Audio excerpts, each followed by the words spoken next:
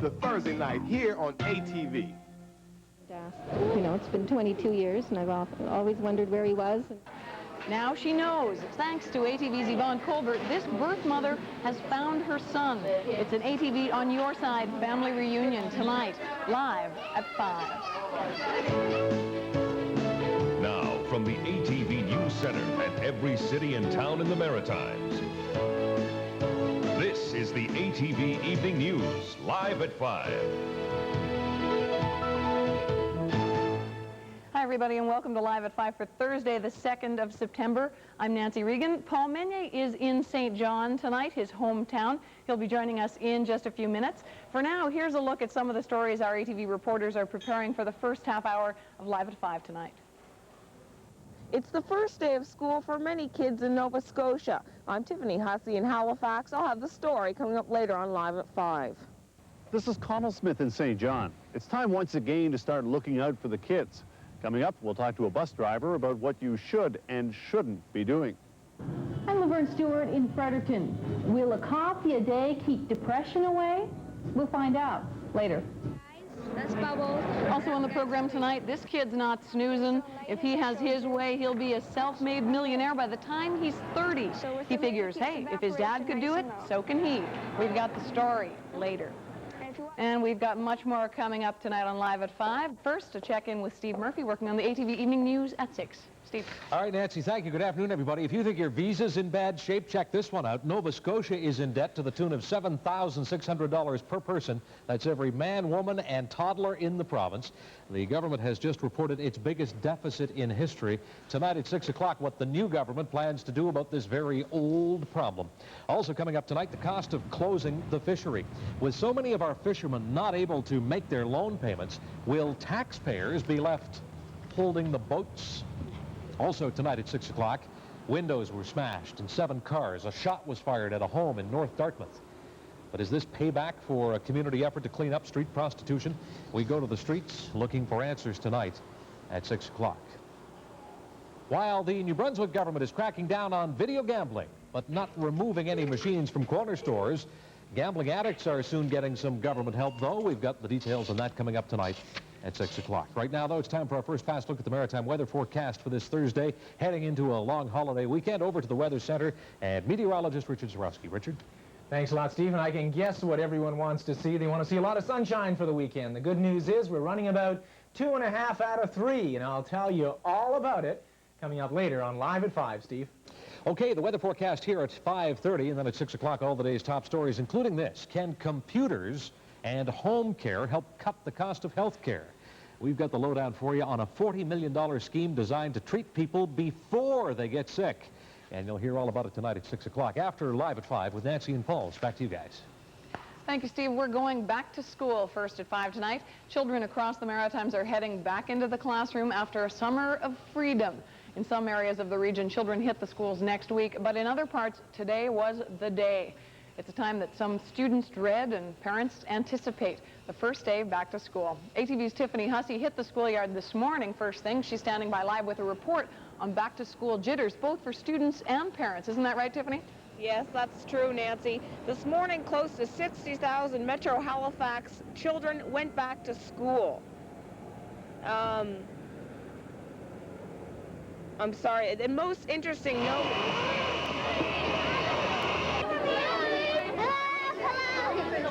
After a long summer, the kids at St. Francis School in Halifax say they're glad it's time to go back to school. But how does it feel to be a year older and wiser? Good. Yeah? Why? I like school. Weird. I'm not sure, because you shouldn't be shy because you have all your friends here and stuff. Well, I'm getting bored at home on summer vacation. I don't have anything else to do. And oh, what a long summer it was. According to some parents today, school time couldn't have come any sooner. Dad, how does it feel to be dropping your son Devin off first day of school? It feels good to be dropping my son off the first day of school. It's been a long summer full of fun and fantastic experiences, but it'll be a pleasure to be back to the old routine.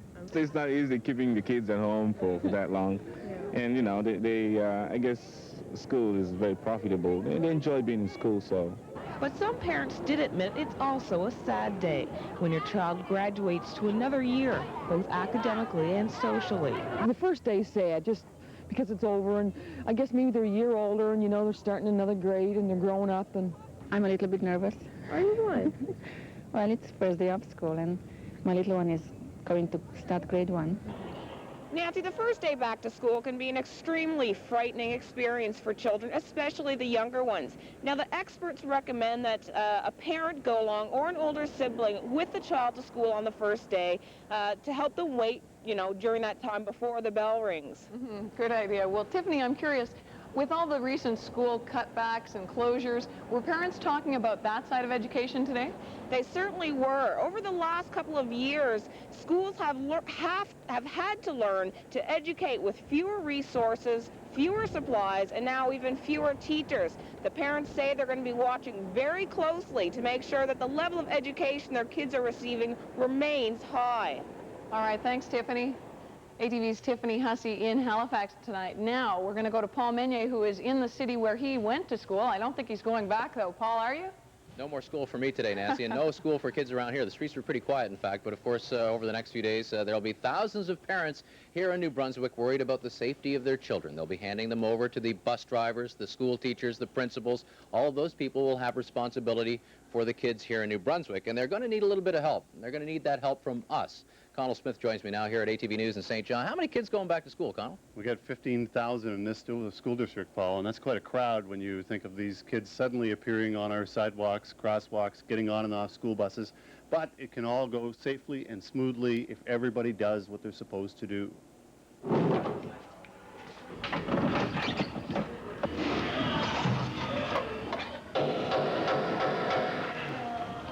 It's a busy time at the District 8 school bus garage in St. John. Mechanics are oiling and tuning up a fleet of 120 buses in preparation for the school year, which begins next week. Roy Burton is picking up his bus. Armed with a fire extinguisher and first aid kit, he prepares to take it home. He's looking forward to another year of driving kids to school, a job he's held for 9 years. But it can be stressful. Children, you can tell them that those red lights are not a shield, but they're thinking about other things. They run out into the street. Burton knows that children aren't always careful. He only wishes that the driving public would also keep this in mind. You know, like I say, mostly it's inattention, I think. Yeah. I've seen people notice me at the last minute, and by the time they get stopped, they're halfway past the bus. At the school board offices, Superintendent Anne-Marie McGrath is also making preparations. She's trying to make sure children understand their end of the bargain. Principals are required at the beginning of each term to conduct emergency evacuation of school buses in order to determine that the procedure is well known by students and other members of the staff, so that that if we should have an accident or there should be a necessity, then those students would know what to do. McGrath says students will be informed how to board and disembark from buses, along with such things as how to evacuate the school during fire drills. Crosswalks are other areas where drivers are urged to exercise special care. Like other years, many new students will be getting acquainted with them. Buses in New Brunswick are equipped. In the meantime, school boards and provincial governments have launched their annual school bus safety messages to remind drivers that it's time again to look out for the kids.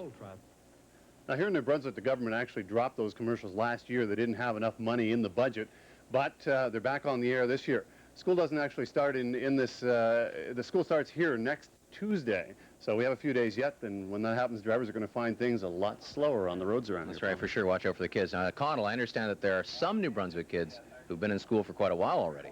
That's right, up in the potato-growing areas up the St. John River. They still have these old habits where they let the kids, actually they have to go back to school early in the summer, but they let them off when the potato harvest begins so that they can help out with the potatoes and make some extra money for all those trendy things that kids like to buy for school. Put them to work early. Some vacation, kids. Nancy. Thanks, Paul. Actually, we'll show you some of those trendy things kids like to buy for school a little later on in Dan Vio's report from Prince Edward Island. As Tiffany mentioned a few minutes ago, going back to school can be a nerve-wracking experience if you're starting a new grade or in a new school. It can be a little bit scary. But hey, we all remember that very first day of school ever. Here we have some tips on how to prevent the first day jitters. In a few days, some of these kids will take their first scholastic steps into kindergarten. And with just 5 years' life's experience under their belt, they can only guess at what they'll find in school. I don't know. How about desks? How about what? Desks. I write some pictures. I play with little bowling things. They are bowling pins and a bowling ball. Not all 5-year-olds face the prospect of starting school so eagerly. A local pediatrician says some parents would be doing their child a favor by delaying the start to kindergarten. First of all, children should be able to separate from their mothers or caregiver easily. And this is a major milestone for school because they'll have to be separated on a regular basis, and otherwise they will suffer from anxiety. Dr. Ferrillo says by age 5, children will have reached some basic developmental milestones. S-T-E-P-H-A-I-E.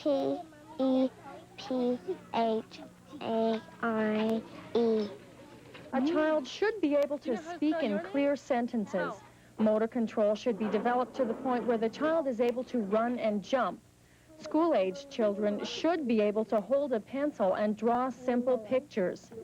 They should be able to dress themselves, although 5-year-olds are not expected to tie their own shoes. Dr. Ferrillo has identified some warning signs that may indicate a child is not ready for kindergarten.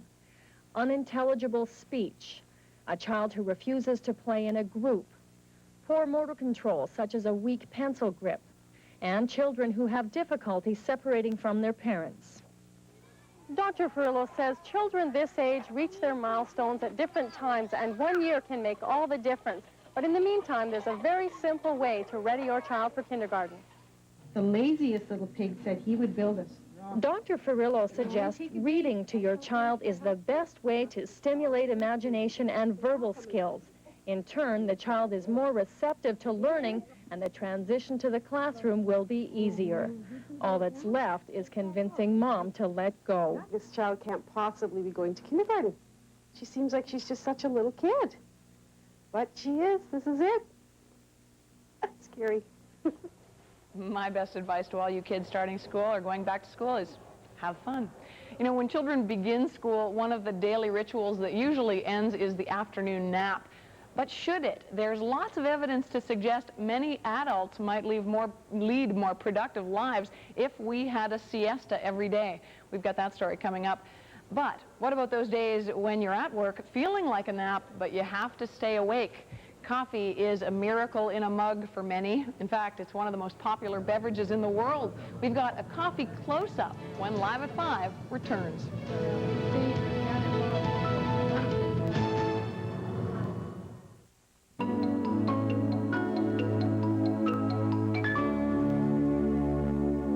Welcome back to Live at 5. The debate continues over coffee. Some doctors say too much Java can lead to insomnia, headaches, and even heart problems. But wait a second. ATV's Laverne Stewart is in Fredericton. Laverne, there's a new study out about coffee that says it's not all that bad. Well, that's right, Nancy. And California researchers say that people who drink coffee are far less likely to commit suicide than non-coffee drinkers. The people I spoke with today say it really is a stress reliever.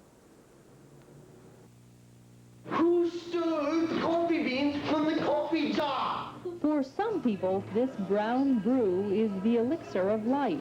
Coffee. I love coffee. Java. Ooh, it just puts the glide in my stride, puts the swing in my step. It makes my taste buds tingle. And oh, I get a real kick out of it. It's that kick that many people need to get going. After I've had it, I feel satisfied. You know, are you grouchy in the morning? No. Yes.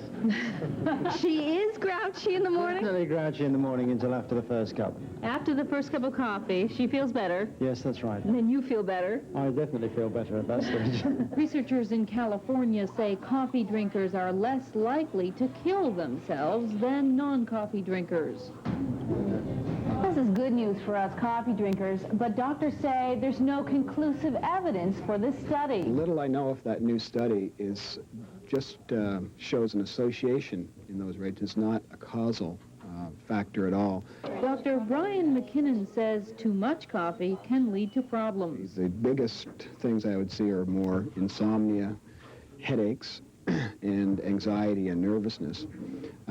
So in fact, I probably see more psychological problems in big coffee drinkers than in people who don't drink coffee. I drink at least 2 cups a day. At least 2? What's your maximum? Well, when I had a cold, I drank 5 cappuccinos in a row. Did it make the cold go away? Yes, it did. Now, we should remember that there's no real cure for the common cold, but back on the subject of coffee, small to moderate amounts are shown to be stress relievers, so it might be a good thing to fill up your mug with coffee. And Laverne, here's a personal question. How many times a day do you fill up your mug with coffee? Do you drink a lot of it? Well, Nancy, about 2 or 3 cups a day, but you know as well as I do that in the news department, everybody seems to drink coffee. And if it's a stress reliever and it avoids people from committing suicide, well, maybe we're good examples. And I've just recently switched to tea. Can you tell me anything about that? Well, there actually is a lot of caffeine in the tea leaves, but it doesn't transfer over to your teacup when you drink tea, so you're not ingesting as much caffeine. So maybe we should switch over to tea if we're worried about too much caffeine. Dr. Laverne Stewart, thank you very much. Okay, thanks, Nancy. Laverne. ATV's Laverne Stewart in Fredericton, and Paul Meny's another big coffee drinker. I think he's about to join us from St. John. Paul, have a coffee. That's right, Nancy. I could use a coffee. Only had a couple today. I'm almost ready for a snooze myself. Maybe you are too if you hadn't had enough coffee today. Now, that brings us to another study that we've just heard about. This one says that Canadians generally don't take naps in the afternoon. Now, we don't know if it's just lifestyle or they just don't want to take a snooze in the afternoon, but apparently we're the worst in the world for we just don't take naps in the afternoon. Which brings us over to Sally Cummings, who is out and about today asking people in St. John about their sleeping habits. What did you find out? Well, most of the people I talked to today, Paul, said that they'd love to take a nap, but they just don't have enough time. But overall, most people felt that they were getting enough sleep, but they probably could use more. Are you getting enough sleep? Yeah, I guess so. How much do you sleep? Oh, about 7 hours. Do you ever take an afternoon nap? No. Why not? I really don't think I need it. While siesta time is common in other countries, it seems napping in North America is quite taboo. I can sleep from 8:30 in the morning or 8:30 at night until 8:30 in the morning easy. Do you ever take an afternoon nap? Sometimes if I'm not at work, yes. I have one every afternoon, but from about 1:30 to 2. And that's it. That just perks me up for the rest of the afternoon. Shh, it's afternoon nap time here at the YMCA. Come on, let's take a look. These children usually zonk out for a couple of hours every afternoon. What would happen if they didn't have a nap?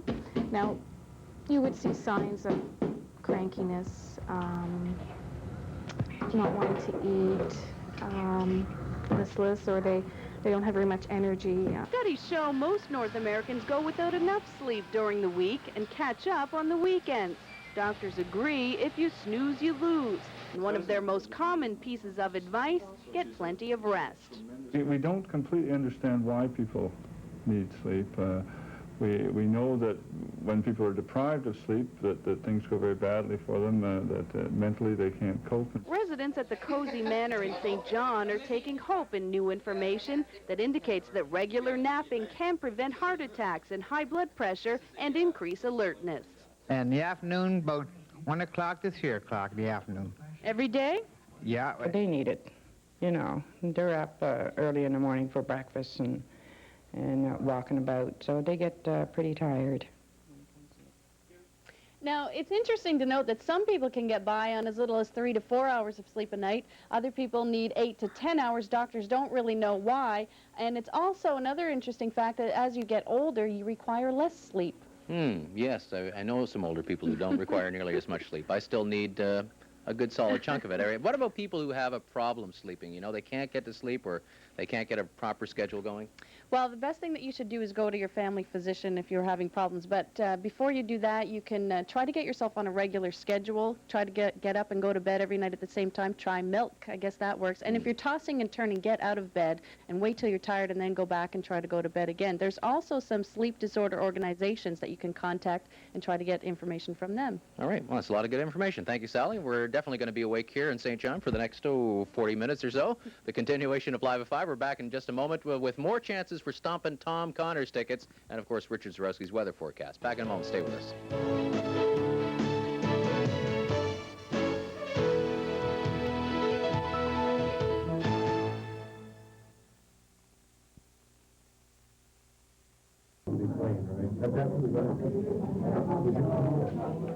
That was then, this is now. Burt Reynolds and Lonnie Anderson announced they were splitting up in June. Now they've agreed to split their divorce. The couple will resolve the child custody portion in California and handle financial negotiations in Florida.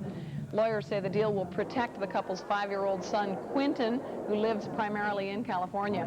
Reynolds has said he wants sole custody, while Lonnie Anderson is willing to work out a joint arrangement, she says.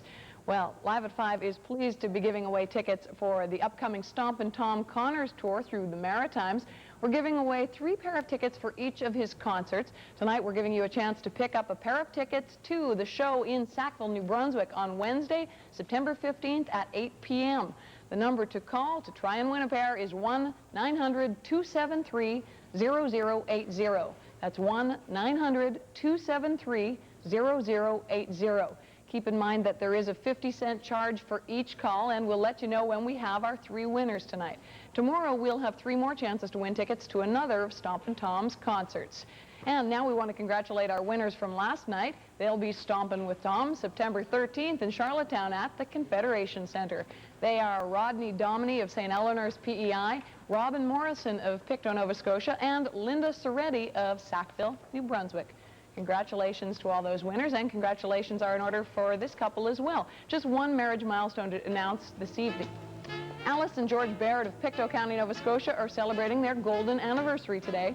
Best wishes for a joyful 50th are sent from their son, their daughter, grandchildren, and their many family members and friends. To Alice and George, we here at ATV wish all the best, and also all the best to you if you're celebrating a special day in your life today. We are happy to announce marriage milestones of 50 years and 60 years or more, and birthdays of 100 years or more. Just send the details along with a clear color picture, 5 by 7 inches, and a self-addressed stamped envelope with sufficient postage if you'd like the photo back. Mail it to us here at Live at 5, Post Office Box 1653, Halifax, Nova Scotia. The postal code is B3J2Z4.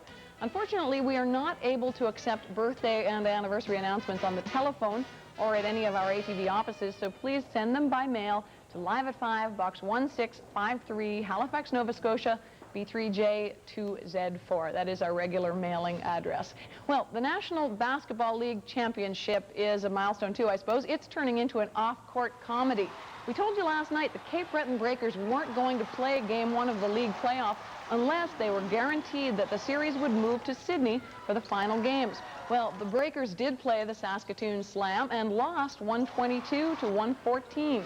Earlier today, the Breakers said they were coming home and wouldn't play Game 2 because the league insists on keeping the championship where the crowds are in Saskatoon. But now the Breakers say they will go ahead with the series being played completely in Saskatoon. League President Sam Katz says the Breakers franchise has been revoked because of a $35,000 unpaid debt to the league. Stay tuned for more of the off-court antics. There's lots more to come in the second half of Live at 5 tonight, including Paul Meunier in St. John. Yeah, that's right, Nancy. Unfortunate about the Cape Breton Breakers because, of course, the Oilers fans there were looking for another championship to celebrate. And folks here in St. John are talking about, hey, maybe we'll have a hockey championship to celebrate someday. The St. John Flames are getting ready to move into new Harbour Station. We'll take a look at that a little later, and we also have these stories coming up tonight. I'm Yvonne Colbert on your side. Tonight, a birth mother gets to meet the son she gave up for adoption 22 years ago. We'll have that later on Live at 5. I'm Dan Pio in Charlottetown with a look at what's cool for back to school tonight on Live at 5. Hey, Dan, it's about that outfit. Well, first and next, meteorologist Richard Zarowski with the complete maritime weather picture. Stay tuned. We'll be right back.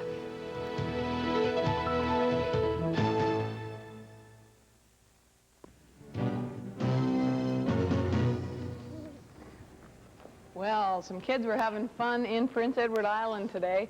I wish I had a slide like that when I was a kid, Richard. Looks good. I wish I had a slide like that right now, Nancy. They had good weather for sliding wasn't today. it beautiful? Right across the Maritimes, beautiful ridge of high pressure, all sorts of great weather. And guess what? And ... drum roll, please. Can I have a drum roll, someone? Oh, well, that's Okay. a fake drum roll. That's okay. Air A drum silent drum roll.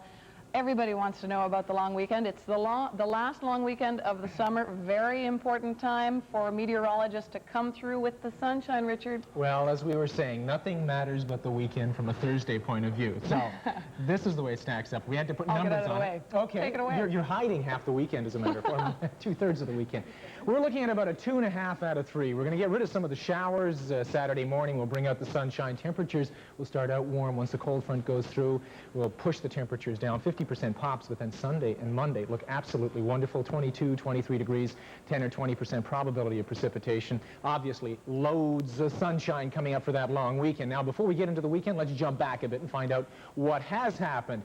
This is a map of today. Lots of activity going on in around the Great Lakes region. Thunder showers, fronts, lows, disturbances like that. Over the Maritimes, ridge of high pressure. Some thunder showers in the southern areas of Louisiana, and then clear skies all across the Rocky Mountains from the southwest right up and through the western sections of British Columbia. Some of the temperatures show that it's gotten hot again down in Fort Worth, Texas, and Phoenix, Arizona, and Disney World, and Florida, and all the rest of that. Milder stuff getting a chance to move up into the maritime region, seasonable stuff, and then it gets rather cool as we move out to the west, where they're looking at almost single digits in some central areas of the Plains provinces. Now, our weather picture shows good old Emily off to the east, and she's moving due east at about 30 kilometers an hour. That's the way we'd like to keep it. Area of high pressure, our weather maker. A bit of a fly in the ointment, though. This low pressure disturbance starting to wind up over the Great Lakes region. That's going to become our weather maker sometime tomorrow morning, right through most of Friday afternoon and early Saturday. The area of high pressure is going to get shunted out. Close-up view shows some of the temperatures and conditions that we had across the maritime regions. Still some influence from the hurricane, but nothing more than high cloud in the extreme southern and western portions of Nova Scotia. Temperatures today vary between 17 and 20 or 21 degrees. Unfortunately, didn't get much above that, but it was a banner day for sunshine, and it's a pleasant temperature, not too hot. On the marine front, waves near 4 meters, again because of the hurricane. The winds are light. That's the good news. And of course, as the hurricane moves out, we can expect to see things settling down on the marine front. For tonight, clear skies, cool temperatures, good sleeping weather, anywhere from 11 to 13 degrees, down to the south hovering around 10 to 13, and out to the east around 11 to 13 as well. What we're looking at is a series of low-pressure systems linked up to a central low way up to the north, and of course, that'll become our weather maker for half of Saturday. For tomorrow, we'll start off with sunshine, but rapidly changing as cloud starts to move through, and by the end of the day, could be a few scattered thunder showers to the north. Temperatures will vary anywhere from 20 to 27 degrees, and of course, the coolest stuff along coastal areas, the warmest stuff in the southern inland areas. That is your forecast. Now, back to Paul. Thank you, Richard, and I can confirm firsthand that it was indeed a lovely day here in St. John. Very warm. I almost wanted to go down to the beach, but we had some other business to take care of. I want to bring you over here, introduce you to one of our technicians here at ATV News in St. John, Mike Burchell, who's manning the videotape quality control. Mike, we were talking about hockey earlier today, because Mike and I have covered some hockey here in New Brunswick in the past. That brings us to our assignment for today. We were down at Harbour Station. Are you excited about that new stadium, Mike? Looking forward to seeing you right in there, Paul. Yeah, it's going to be very nice. Very, very nice positions for cameras to shoot hockey games. So everybody's talking about the St. John Flames and that new facility, and they've been waiting for a long time. So, Mike, you ready to roll our tape? Sure. We've got it. Here it is, folks. Harbour Station.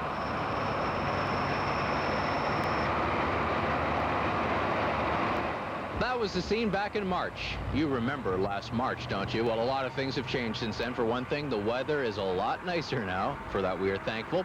And the sportsplex we were looking at back then now has a name. It's Harbour Station. And as you can see, it has really taken on shape since we last were here in March. Harbour Station is set to open exactly 1 month from today, October 2nd. Question is, will it be ready? It's a beehive of activity inside. Most of the major equipment is in place. For instance, you could make ice in Harbour Station right now, but you probably wouldn't want to. There's still a lot of other work left to do. There are 167 tradesmen putting in 7-day weeks. They figure by the final 2 weeks of this project, they'll be working around the clock in preparation for opening day. That pedway leading into Harbour Station leads back into the uptown area, into the myriad of shopping, business complexes, and accommodations. You could live inside year-round in the city of St. John now and be able to walk down and get some entertainment.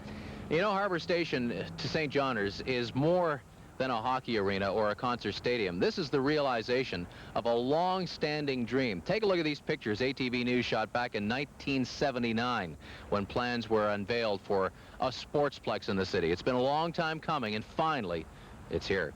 Finally here, Paul. We're 1 month to opening, and things are really heating up for us. We're really busy. We're looking forward to our opening night, but we also have a full week of activities. We're going from October 2nd until October 10th. We have a variety of events. Our opening night, Gala Fair with Rich Little, Frankie Valli. We're going with a Beauty and the Beast, 2 performances on Friday. We're going with an interfaith church service on Sunday. We're going with a couple of family entertainment shows on Saturday and Sunday that have not yet been publicly announced. We should make that announcement around September the 20th. We've got a event coming in on the Monday.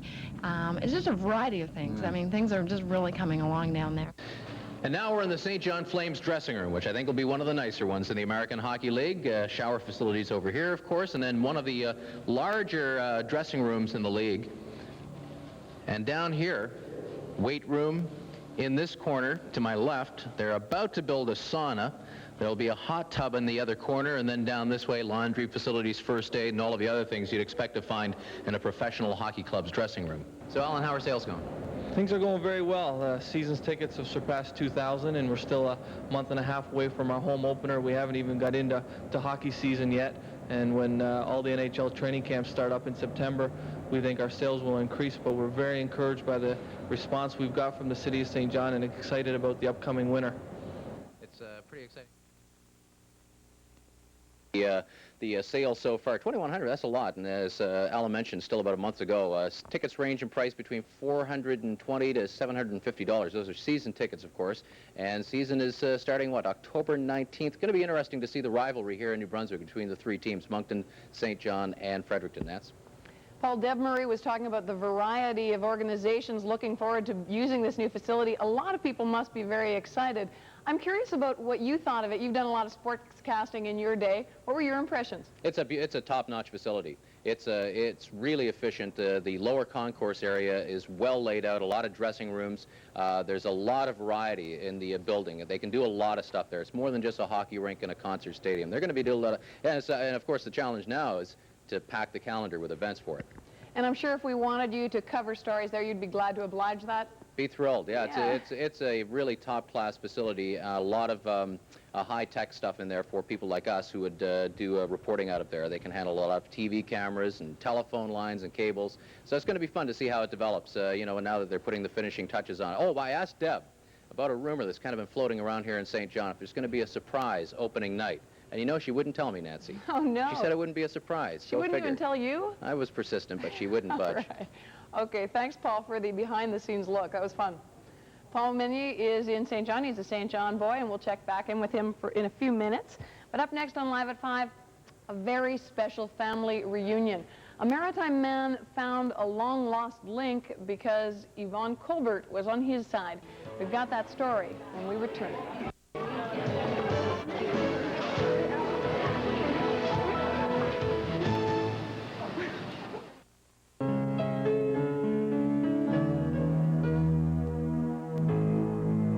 Welcome back to Live at 5. Time now for ATV on your side with Yvonne Colbert and a great story about a reunion. Yeah, I'm going to start tonight, Nancy, by reading you a portion of a letter that I received back in June, which started this whole ball rolling. Now, it comes from Mary LeBlanc in Pictou, Nova Scotia, and it reads, Dear Yvonne, 22 years ago, my daughter had a baby boy and had to give him up for adoption when he was a few days old. A couple of weeks ago, remember this was June, her son contacted social services and they called her. To make a long story short, my daughter lives in Calgary, her son lives in New Brunswick. They're really anxious to see each other, but being a single parent, she can't afford to fly home to meet him. So there you have it. Wow, tough situation. They'd be dying to see each other, of course. Were we able to help in any way? Well, we were actually, thanks to Air Nova, Air Canada, Canada and their public relations manager, Mary Keith. Now, I can't say thank you enough to all of them because Mary did all the work, and without the kindness of Air Nova and Air Canada, they provided a complimentary return flight from Fredericton to Calgary so that this birth mother and her son would, could meet each other. Otherwise, they'd still be in different parts of the country wishing that they could meet. Now, we had our affiliate in Calgary, CFCN Television, there when the reunion took place. Here's the story. Yeah, we're waiting for Jason to come. This was the scene at the airport in Calgary last Friday as Lee Leslie and her 2 children waited to meet the son she gave up for adoption 22 years ago. The anticipation was evident on her face as she sat and waited and sat. To ensure they were there to meet Jason, the family arrived a half hour early, making their wait seem that much longer. And each time the door opened, they were forced to wait again. But finally, the moment arrived.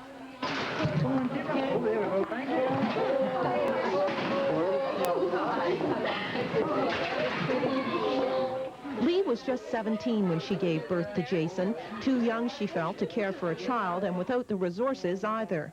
You know, it's been 22 years, and I've always wondered where he was, and he contacted me about 3 months ago, and that was pretty emotional. And this is what I've been waiting for the last 3 months. Jason says he's known he was adopted ever since he can remember.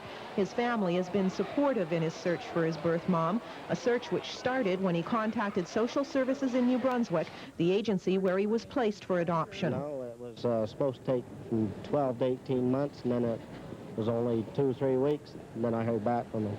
Since Jason contacted Lee, the two have run up quite a phone bill and written each other several letters.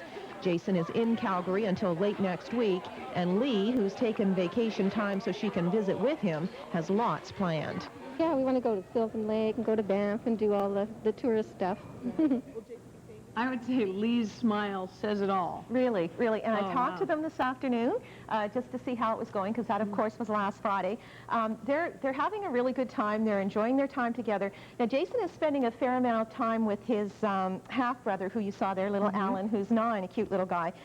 In his family, he doesn't have any brothers. He only has sisters. Oh, isn't that great? Lee says that the two of them are getting along really well and having a good time. And again, I have to say thank you to Air Nova, Air Canada, Mary Keith. You're all wonderful, and you've made some people very happy, so thank you very much. And so have you. Good work. Great to see. The family resemblance was quite amazing, wasn't it? And, you know, I have to say that Jason, you know, he's very happy with the family who adopted him. He's not looking for another family. He says his parents are wonderful. But as with many people who are adopted, they wonder, you know, where did I come from? What does my birth mother look like? Those kinds of questions. And it's great to meet them. Yeah, he's getting all those questions answered, and they're having a good visit. All right. ATV's Yvonne Colbert is on your side. If you have a problem you think she might be able to help you with, here's how to contact her. You can give us a call. The area code is 902. The number is 493-3404. You can leave a message on the answering machine, or you can write P.O. Box 1653, Halifax, Nova Scotia, B3J2Z4.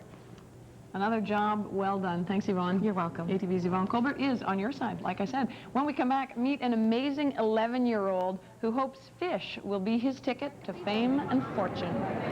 Why are you doing this? Not really much else to do. It's just like to make some money, better than my paper route.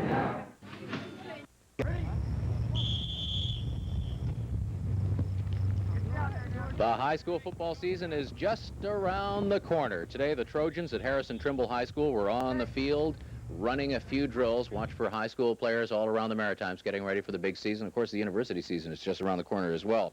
And by the way, welcome back to our ATV News studios and offices here in St. John. Right now, we want to take you out to the West Coast there in the Pacific National Exhibition, where I guess most of the youngsters explore the X maybe one day a year, looking at the rides and maybe looking for some candy floss afterwards. But there is one 11-year-old boy from Nanaimo who spends every day at the PNE.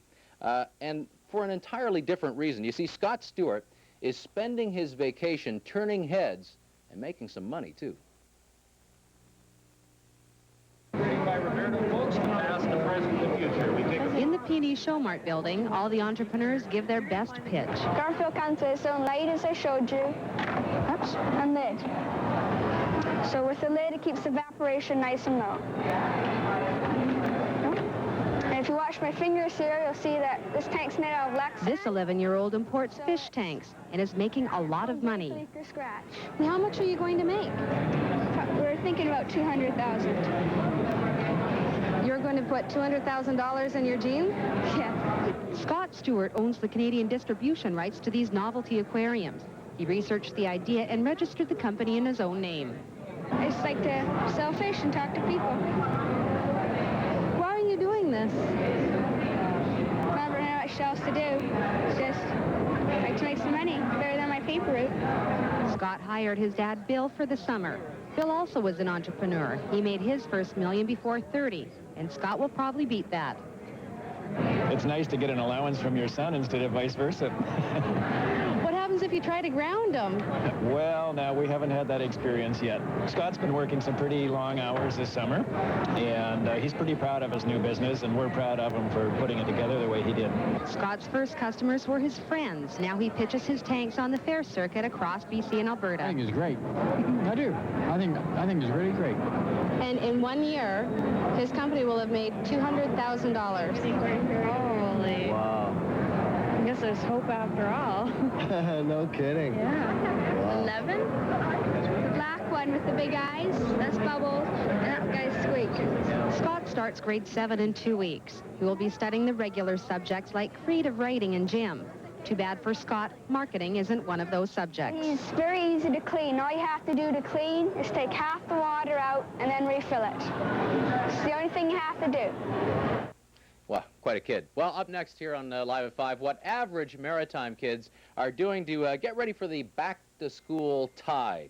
Fabulous fads when we return. The chokers are nice. Yeah? Yeah. I only wear stuff because I like the team. So. I don't know. I don't think for me.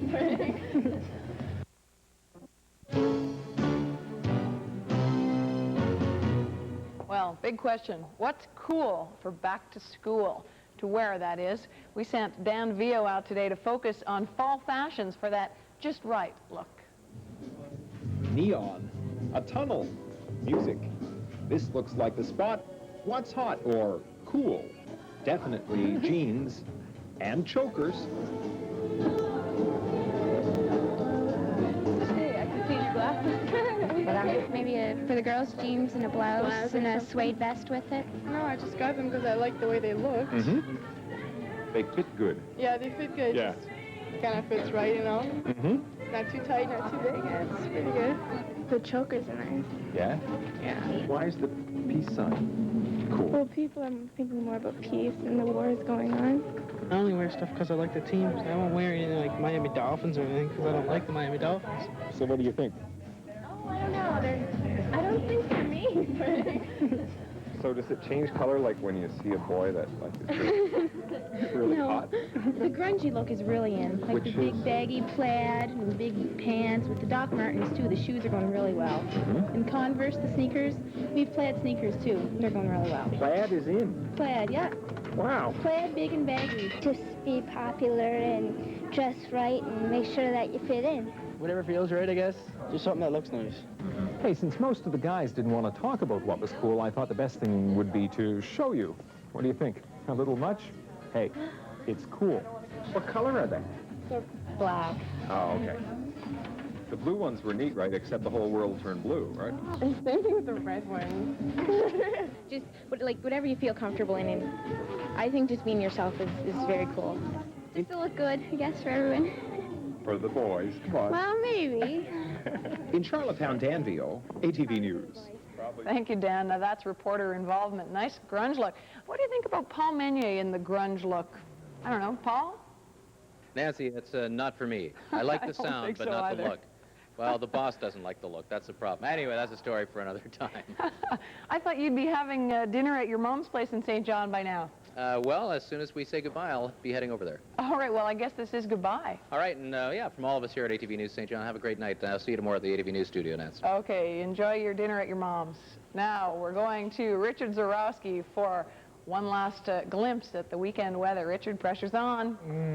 Yeah, and it looks like the sun is on, the ridge of high pressure is on.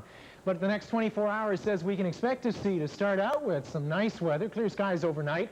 However, it looks as though some clouds will be moving in. First thing in the morning shouldn't be a bad drive anywhere. Temperatures between 15 and 16 degrees. That's the good news.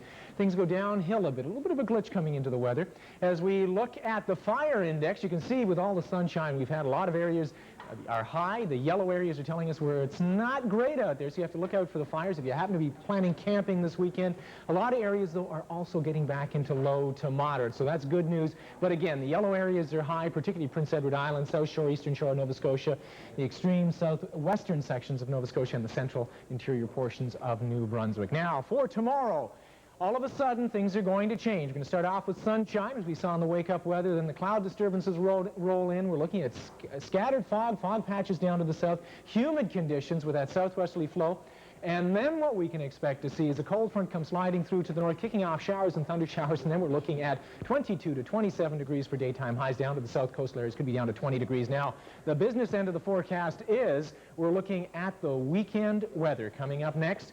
We can expect to see Saturday clearing up things, a few scattered showers, a 50% pop, sunshine, cloud showers. Sunshine will be in the afternoon, 24 degrees for the daytime high to start out with. Once the cold front goes through, though, temperatures will be dropping right across the maritime regions. Then for Sunday, we bring back the sunshine with a vengeance. We put the sun into Sunday, and what we're looking at is 20% probability of precipitation. Say that 3 times in a hurry.